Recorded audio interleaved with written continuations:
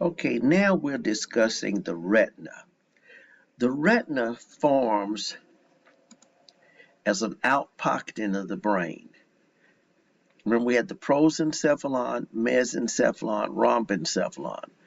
Well, the prosencephalon subdivided as secondary brain vesicles into the telencephalon and diencephalon. Here's that diencephalon, and here would be the retina coming out as far as that there. The retina is made up of two layers, a pigmented layer, which is the outermost layer, and a neural layer. The outer pigmented layer,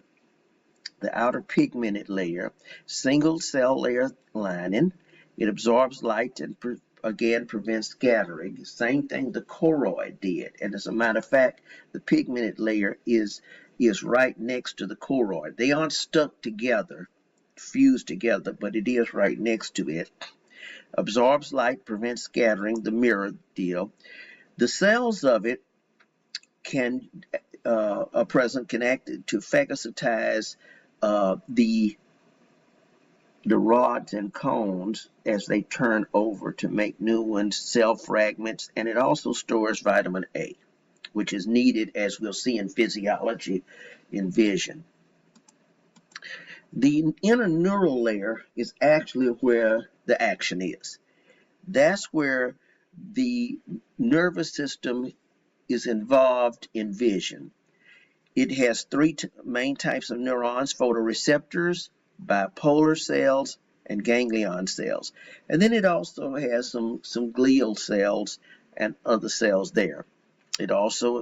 So the signal hits the photoreceptors, light, and then to the bipolar cells, and then the ganglion. But we'll talk much more on that when we actually do the physiology and put it all together. Remember, this is the anatomy. The optic disc is that blind spot right there in the eye. Let me go here. Is that blind spot, and that's where the optic nerve is, blood vessels are. It doesn't have photoreceptors. The quarter billion receptors are two types: the rods and the cones. The rods are for is mainly for dim light vision, shall we say, gray vision. Cones, three types of cones, but they are for color vision and sharpness of the image. All right. So when we look at the retina, which we see here, here would be those cells. Now, light is going to come in from this way, pathway of light. Right here would be the pathway of light. Up in here would be the vitreous humor. And here would be, right there, are our ganglion cells. And here would be their axons here. So the light has to actually pass through the axons, and then it goes to these ganglion cells, which then go to bipolar cells, which after the bipolar cells, you have the cells that would be the rods and cones. And the rods and cones are embedded within this dark pigmented layer so that light doesn't refract off.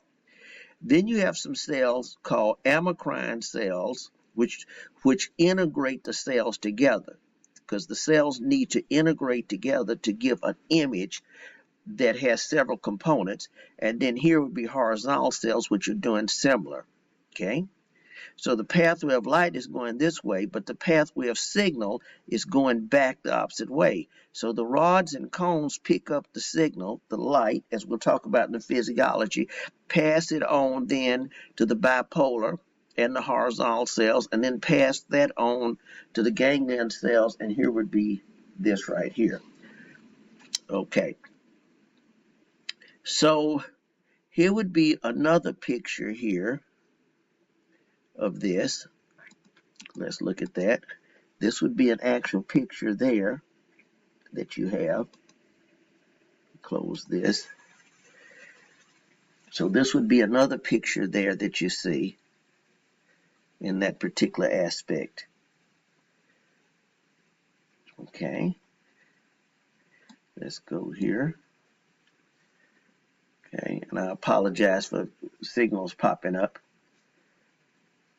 So this is what you're seeing here. So we come back here, and we have that there. Okay. As you can see, here is that retina, and here's the layers here, the axons of ganglion cells and the various layers shown on a photomicrograph of the retina. Now, one thing in the retina I want to point out is the optic disc, which is the blind spot. This is an area in the back of the eye where the optic nerve exits and also the blood vessels enter and go. This is a blind spot because there's no photoreceptors back here. So, but you don't recognize the blind spot. One reason is because the brain fills it in. The brain always is able to fill in confluently what it thinks would be there. And the way your eyes move also assists in you not recognizing that you have a blind spot there. I go a little step further. We have another area in the back of the eye here called the macula ludia. The macula ludia, see here, right here would be, that's where the blood vessels are coming out. That's that optic disc, that's the blind spot. But we have a macula ludia, and what happens in the macula ludia, and the center of it is called the fovea centralis is, and I'm going to come right here to show you this picture.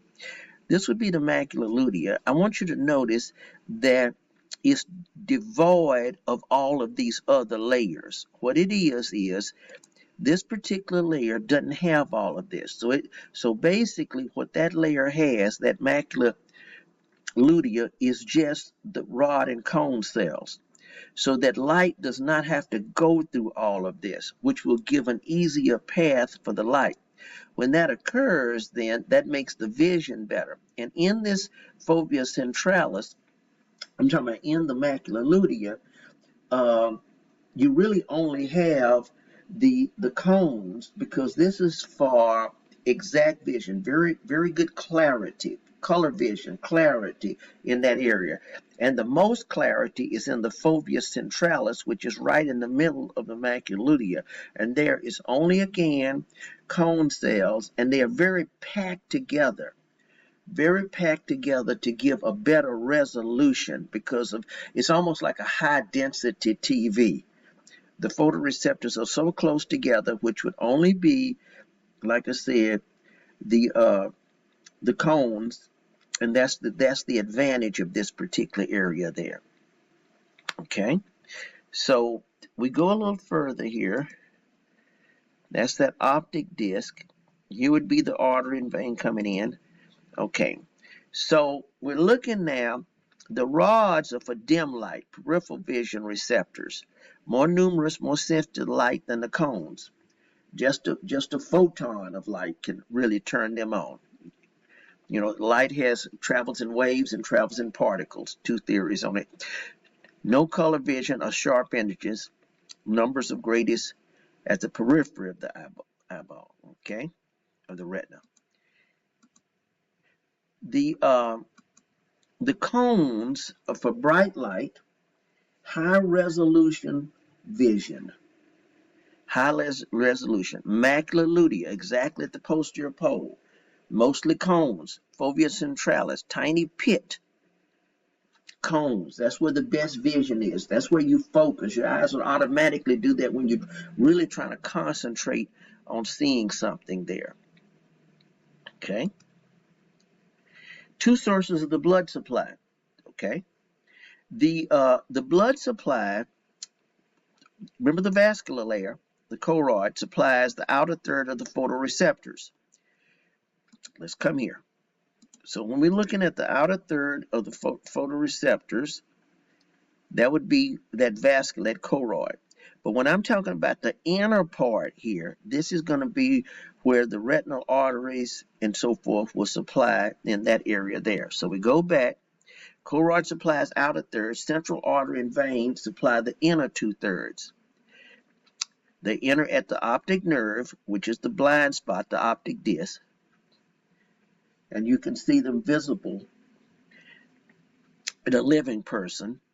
And again, that's where you would get into looking through the ophthalmoscope to be able to see images at the back of the eye. I'm going to come here. There are different types of ophthalmoscopes.